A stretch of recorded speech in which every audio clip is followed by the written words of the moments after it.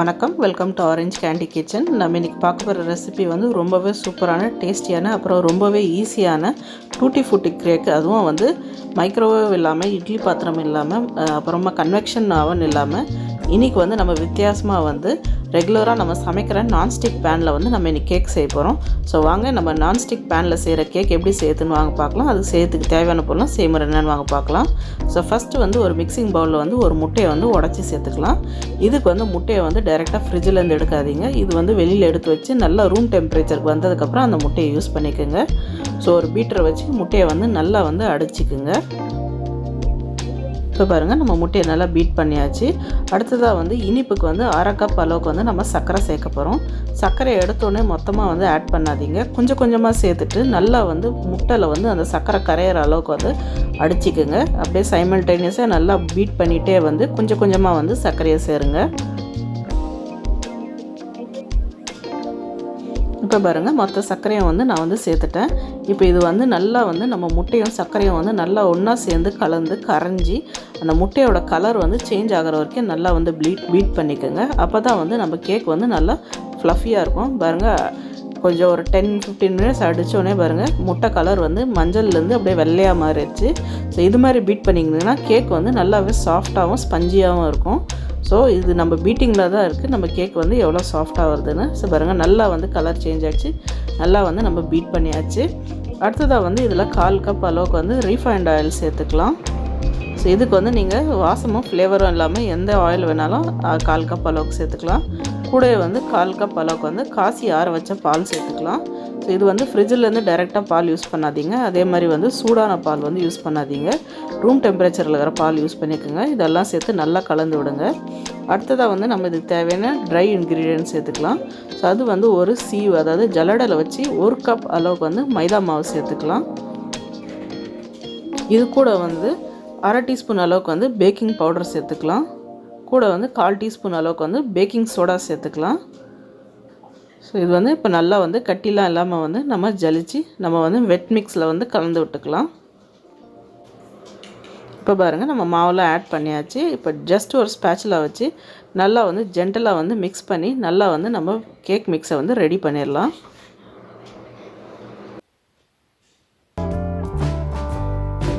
இப்போ பாருங்கள், நம்ம கேக் மிக்ஸ் வந்து ரெடி பண்ணியாச்சு. இது ஸ்லைட்டாக வந்து திக்காக இருக்குது. ஸோ நம்ம இன்றைக்கி வந்து பேனில் வைக்க போகிறதுனால இது கொஞ்சம் வாட்டரியாக இருக்கணும். ஸோ அதனால் வந்து நான் இது கூட வந்து 3 டேபிள் ஸ்பூன் அளவுக்கு வந்து காசி ஆற வச்ச பால் எக்ஸ்ட்ராவாக சேர்த்துக்கிறேன். சேர்த்துட்டு இது வந்து நல்லா வந்து கலந்து விட்டுக்கலாம். நம்ம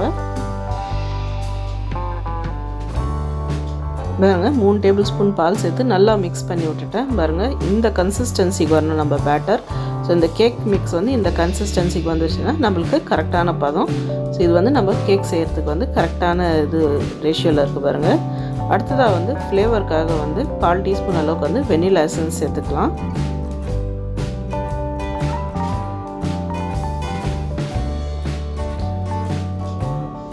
அப்புறமா அடுத்ததாக வந்து நம்ம இன்றைக்கி டூட்டி ஃப்ரூட்டி கேக் செய்யறதுனால இதில் வந்து டூட்டி ஃப்ரூட்டி நம்ம வந்து சேர்த்துக்கலாம். ஸோ உங்களுக்கு விருப்பமான அளவுக்கு வந்து நீங்கள் இதில் வந்து டூட்டி ஃப்ரூட்டி, அப்புறமா உங்களுக்கு விருப்பமான சாய்ஸ், அதாவது கலர் வந்து உங்களுக்கு எந்த கலர் விருப்பமோ அது, இல்லைன்னா எல்லா கலர்ஸும் கலந்தா மாதிரி நீங்கள் வந்து சேர்த்துக்கலாம். ஸோ நான் இன்றைக்கி வந்து 1/2 டீஸ்பூன் வந்து க்ரீன் அண்ட் ரெட் சேர்த்துக்கிறேன். உங்களுக்கு வேணும்னா நீங்கள் நிறைய கூட வந்து 1 டீஸ்பூன்லேருந்து 1.5 டீஸ்பூன் வரைக்கும் கூட நீங்கள் நல்லா வந்து தாராளமாக கூட டூட்டி ஃப்ரூட்டியை சேர்த்துக்கலாம். சேர்த்துட்டு இது எல்லாமே கலந்து வச்சுருங்க. அவ்வளோதாங்க, நம்மளோட கேக் மிக்ஸ் ரெடி ஆகிடுச்சு.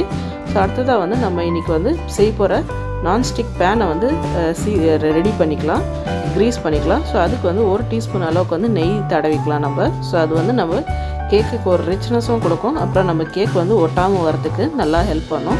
ஸோ நம்ம ரெடி பண்ணி வச்சுருக்க கேக் மிக்ஸை வந்து நம்ம க்ரீஸ் பண்ணி வச்சுருக்க நான்ஸ்டிக் பேனில் ட்ரான்ஸ்ஃபர் பண்ணிடலாம். ட்ரான்ஸ்ஃபர் பண்ணதுக்கப்புறமா நம்ம வந்து இதுமாதிரி 2 தடவை தட்டிக்கலாம். ஸோ உள்ளே எதனாவது ஏர் பபிள் ட்ராப் ஆகிருந்துச்சுன்னா அது வெளியில் வந்துடும். ஸோ நம்ம வந்து அடுத்ததாக எப்படி நம்ம செட்டப் வந்து ரெடி பண்ணுறதுன்னு பார்க்கலாம். ஸோ ஒரு கேஸ் ஸ்டவ் மேலே நான் வந்து தோசைக்கல் வச்சு ஏற்கனவே வந்து அதை 2 நிமிஷம் போல் ப்ரீஹீட் பண்ணி வச்சுருக்கேன். ஸோ இது வந்து நல்லாவே சூடாக இருக்குது. 2 நிமிஷம் போல் சூடாக்கி வச்சுருக்கேன். அடுத்ததாக வந்து மீடியம் லோ ஹீட்டில் வந்து நம்ம வந்து ரெடி பண்ணி வச்சுருக்க கேக் மிக்ஸ் அந்த பேனை வந்து வச்சிடணும். ஸோ நீங்கள் வந்து மீடியம் லோ ஹீட்டை தான் யூஸ் பண்ணணும். ஸோ லோ மீடியம் ஹீட்லேயே வச்சுட்டு நம்ம வந்து லிட் போட்டு ஒரு 25 நிமிஷம் போல் நம்ம வந்து கேக்கை வந்து வேக விட்டுறணும். So medium low medium heat அதாவது. ஸோ ஸோ அது பாருங்கள் 25 மினிட்ஸ் ஆகிடுச்சி. வாசனையும் வந்து நல்லா கமன்னு கேக் வாசனை வருது. ஸோ வாங்க இப்போ நம்ம லிட் ஓப்பன் பண்ணி பார்த்துட்டு கேக் வெந்துருச்சா இல்லையான்னு செக் பண்ணி பார்த்துக்கலாம். ஸோ அதுக்கு ஒரு டூத் பிக் எடுத்து இது மாதிரி சென்டரில் வந்து நம்ம குத்தி பார்க்கலாம். பாருங்கள் நம்ம கேக் வந்து துளி கூட ஒட்டவே இல்லை. தொட்டு பார்த்தா கூட பாருங்கள் நம்ம கேக் வந்து நல்லா ஸ்பாஞ்சியாக இருக்குது. ஸோ நம்ம கேக் வந்து நல்லாவே வெந்துருச்சு 25 மினிட்ஸில். ஸோ வாங்க இது வந்து நம்ம வெளியில் எடுத்து வச்சுட்டு ஒரு 5 to 10 மினிட்ஸ் வந்து நல்லா ஆறட்டோன்ட்டு நம்ம டீமோல்ட் பண்ணிக்கலாம். பாருங்கள் தொட்டு பார்க்கும்போது நம்ம கேக் வந்து எவ்வளோ சாஃப்டாக இருக்குது பாருங்கள். இப்போ பாருங்கள் நல்லா ஆறிடுச்சு. இப்போ வந்து நான் சைட்ஸ்லேருந்து வந்து இதை ரிலீஸ் பண்ணிக்கிறேன். ஸோ ஈஸியாகவே வந்து ரிலீஸ் ஆகிடுது பாருங்கள். ரொம்ப அதுக்கு கஷ்டப்படணும்னு அவசியம் இல்லை. இப்போ நம்ம எந்த பிளேட்டில் சர்வ் பண்ணுறோமோ அந்த பிளேட்டில் வச்சு நம்ம டில்ட் பண்ணிக்கலாம். இப்போ பாருங்கள் சூப்பரான அருமையான பாருங்கள் ஸ்பாஞ்சியான நம்மளுக்கு வந்து டூட்டி ஃப்ரூட்டி கேக், அதுவும் வந்து நம்ம ரெகுலராக சமையல் செய்கிற பேனில் வந்து ரெடி ஆகிடுச்சு. ஸோ பாருங்கள் பார்க்குறதுக்கே வந்து கலரும் நல்லா அருமையாக இருக்குது பாருங்கள். நல்லா கேரமலைஸ் ஆகிருக்கு, நல்லா சாஃப்ட் அண்ட் ஸ்பாஞ்சியாக இருக்குது பாருங்கள். நான் இது வந்து ஒரு ஸ்லைஸ் வந்து உங்களுக்கு வெட்டி காமிக்கிறேன் பாருங்கள். நல்லா சாஃப்டாக இருக்குது நம்ம கேக்கு.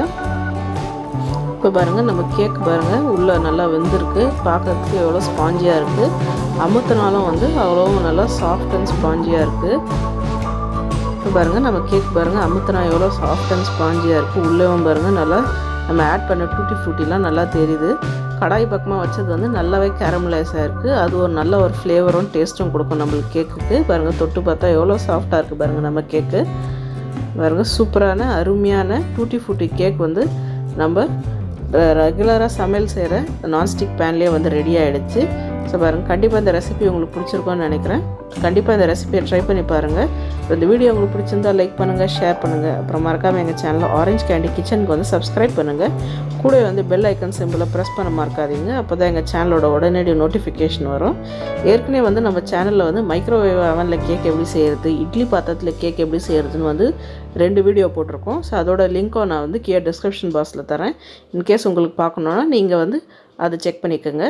ஸோ நம்ம இன்றைக்கி கடாயில் பார்த்தோம். கண்டிப்பாக இன்னொரு ரெசிபியோடு இன்னொரு நாள் உங்களை சந்திக்கிறேன். நன்றி, வணக்கம்.